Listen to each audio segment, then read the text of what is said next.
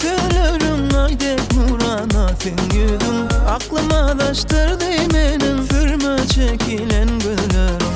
Şeyle odan öde koy yok kasiyen sensi.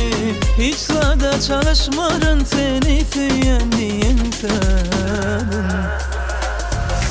Bırakım gel ya seni, Allah'ım erkimi görün. Aşka düşürdüm beni, şeyle süyen seni. Bırakım gel ya seni, Allah'ım erkimi görün. Aşka düşürdüm beni, şeyle süyen seni.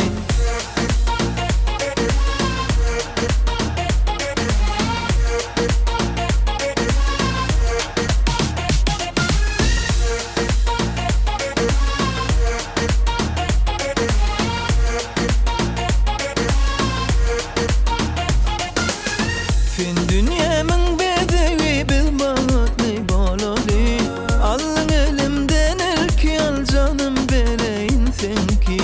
İkimiz gelişe şeyle bu yürek seyer seni. Seyve taraf yüreli bil bağıtlı bağladı. Bırakım gel ya seni, Allah'ım erkimi göre. Aşka düşürdüm beni, şeyle süyen seni.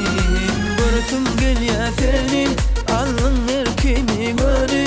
Aşka düşürdüm beni, şeyle süyen seni.